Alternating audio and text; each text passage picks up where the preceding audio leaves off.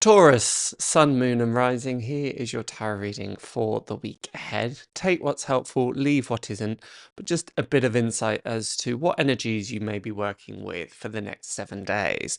We start off with the Seven of Pentacles reversed. There's a slight irony here because as a Taurian, you're normally so good with perseverance, being able to push through difficult times, and digging in your heels where necessary and having a sense of resilience and determination. The Seven of Pentacles reversed indicates almost the opposite. It can be an impatience about wanting to see results, giving up or letting go too early and too soon. There is a reminder here as we have the Three of Wands, the Lord of Established Strength, in the middle of your reading, to go back to your long-term goals and your long-term vision. Recently, for me, I sat down and did a real manifestation session. I just sat down and got super clear on what it is I wanted in all aspects of my life. What I did want, what I'm calling in, and that sense of clarity afterwards made me feel really lifted. Okay, it's not that those things will necessarily magically happen overnight, but that focus, that vision made me reconnect with why am I doing the things that I'm doing? Why am I putting in this energy, effort, and time? And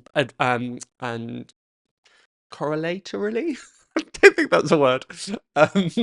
But but also looking at, okay, where am I spending my time unnecessarily? What is, in for want of a better term, dragging me down? It's important with a vision is to get very, very much clear on what you do want rather than focusing on what you don't want.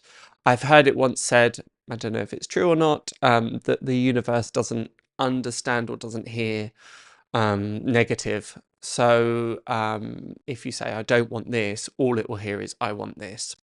So I would really, really encourage you, therefore, this week to do just that. Look at what is your vision. Look at what are your goals. Look at what you want for yourself. And the way that I did it was 3 to 6 months, 6 to 12 months, and then 1 year plus. And it just really buoyed up my heart and buoyed up my motivation and energy.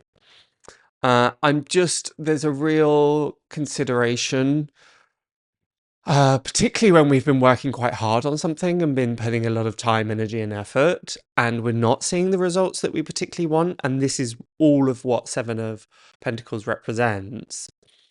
We can be inclined to go, oh, it's not working. And sometimes it's about last man standing. This is particularly true because we have the Nine of Swords in reverse here. It's nice to see it in reverse because it's often about overcoming difficult emotions, letting go, those hard times being past. And we're entering into full moon in Leo. So a great, great time to be reconnecting with your creative energy, your abundance.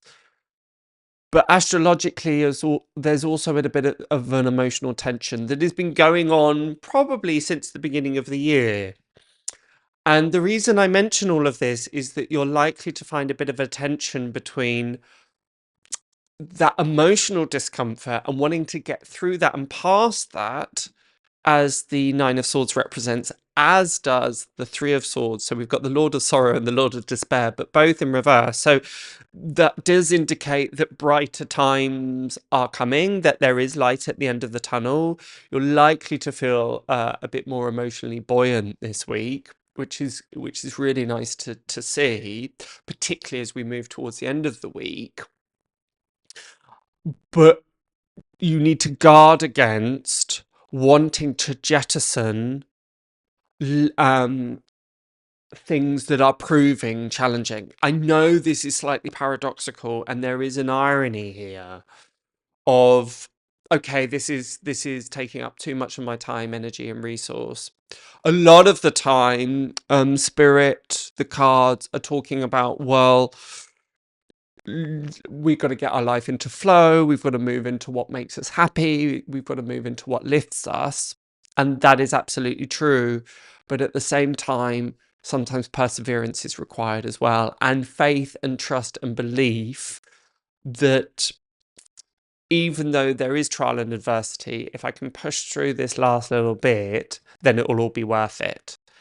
And that seems to be a really great summary of what these cards are trying to indicate. So look at if there are things that you want to let go of, cut off, move away from, projects you want to finish, relationships you want to finish.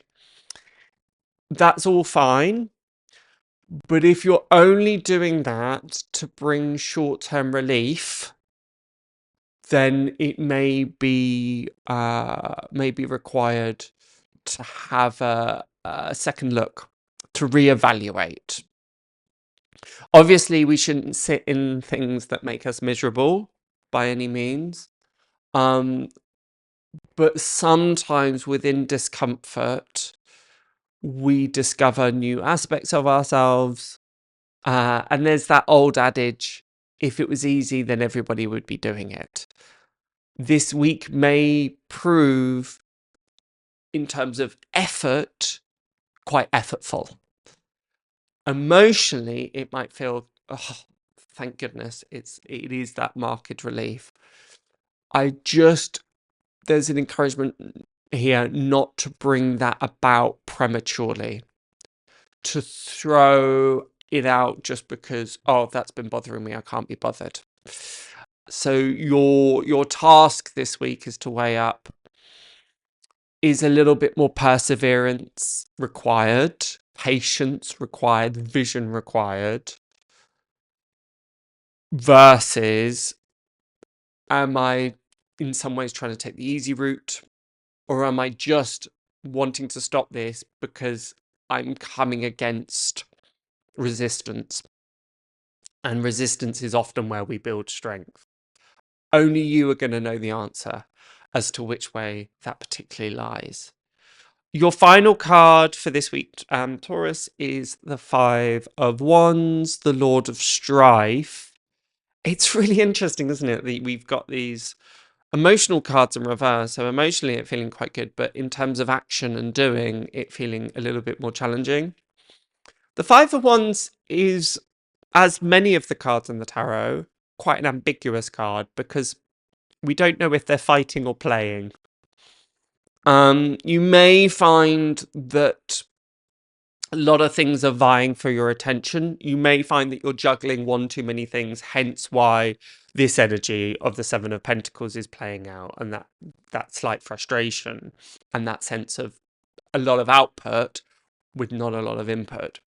So it is important that you ensure that your energies aren't scattered, that you're trying to achieve too much. There may also be an invitation here for lightness and play and spontaneity and creativity, particularly as we have this full moon in Leo energy that I've been speaking about. And that may very well bring about this counterpoint of this emotional lightness is through play. So look at, actually, where am I getting a sense of fun, silliness, spontaneity from?